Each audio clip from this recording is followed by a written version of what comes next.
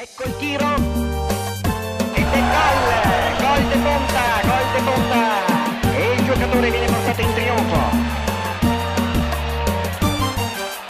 E c'è Enrico Ruggeri, pronto?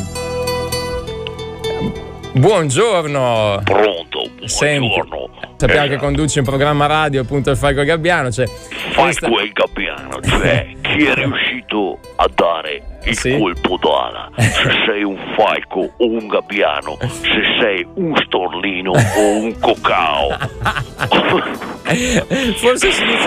Forse si dice cocai anche al singolare, Non lo so. Guarda che io sono stato singolare prima di te. Pensavo un cocao anche. Anche un cocao meravigliato. Fantastico. Allora, oggi volevo parlarvi di un grande calciatore che sicuramente tutti i tifosi della squadra Sponda Grecia potranno ricordare. Vabbè. Nel 1970 nella mite Castellammare di Stabia, precisamente il 19 dicembre, nasce un futuro attaccante di belle speranze.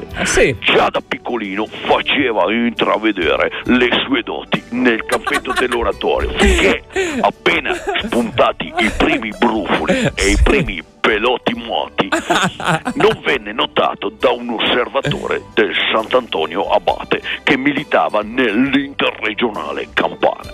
Da lì la sua ascesa nell'Olimpo del calcio, passando dal Cosenza al Savoia per poi proseguire a suon di gol dal Francavilla, Taranto, Benevento e Ascoli, finché non approda al Pescara nel campionato cadetto e lì succede qualcosa di straordinario. Era il lontano 1997 e un grande campione si preparava a dare il suo colpo d'ala. 80 kg per 184 centimetri di puro talento. Ma torniamo a quel lontano 1997, quando nel secondo tempo dell'incontro Hellas Verona Pescara entra lui. Me lo ricordo, mi sa. E il pubblico si accorge subito che è entrato un vero e proprio talento del calcio. Le sue movenze, la confidenza col pallone, gesto, intelligenza e tecnica. E tutti si chiedono: ma perché lo resta in panca fino adesso? È vero. Ad ogni tocco di palla si leva un boato, tutti sperano gli venga passato il pallone e lui lo capisce, lui lo sa, tanto che ad ogni pallone recuperato da un compagno si sbraccia per chiedere che gli venga passato. Si intuisce che muore dalla voglia di dimostrare tutto il suo valore, soprattutto in quel campo da sempre avverso per i biancazzurri. Ma lui, con la sua classe, li sta conquistando tutti, perfino i tifosi dell'Hellas, i tanto odiati tifosi giallo-blu, eterni nemici sugli spalti.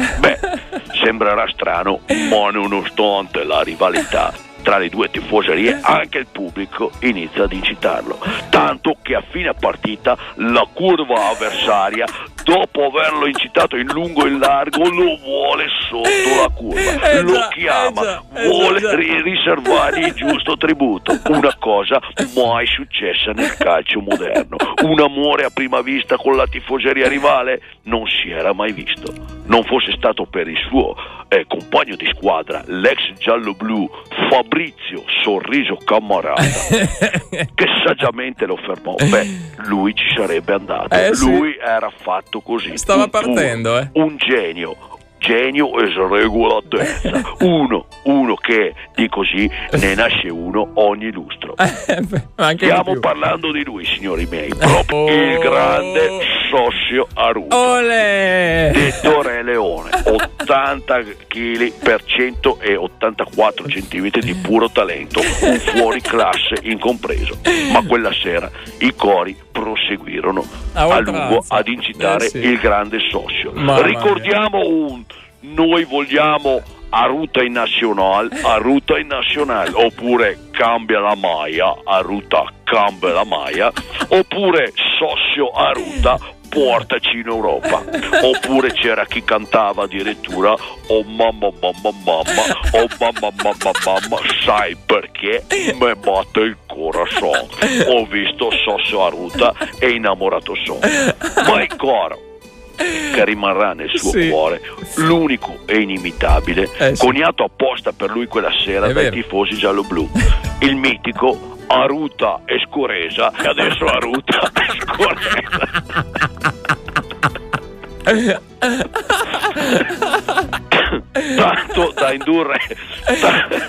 Tanto da indurre il buon Sossio ad usarlo ancora adesso come suoneria del cellulare.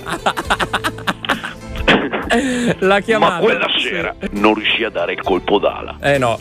Perché quella sera successe l'irreparabile. Cosa accade? Quel mezzo gesto, quella mezza intenzione, quell'ammiccare ai tifosi avversari, quella strizzata d'occhio, quella corsa appena accennata sotto la curva. È vero. Beh, signori miei, fu la fine dell'inizio di una grande carriera. È vero. Infatti la società Pescara Calcio lo scaricò e il Re Leone, ferito, fu costretto a militare nelle lontane savane dell'est Europa.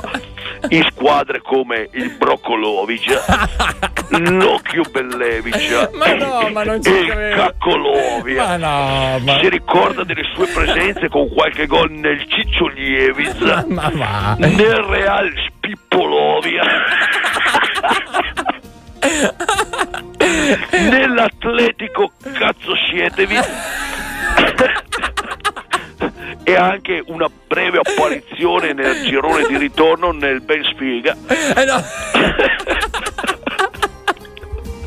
nel Scarso Zonevic, nel Basta Kesugemovic e c'è stata anche qualche gol nel Gene Ciapemo Diesevic.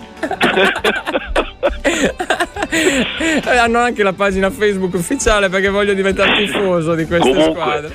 Si narra che il buon Sossio non abbia ancora perso il vizio del gol. E c'è chi giura di averlo sentito prima di ogni partita prendere il suo cellulare e caricarsi al grido di Aruta e Scoresa, adesso Aruta e Scoresa.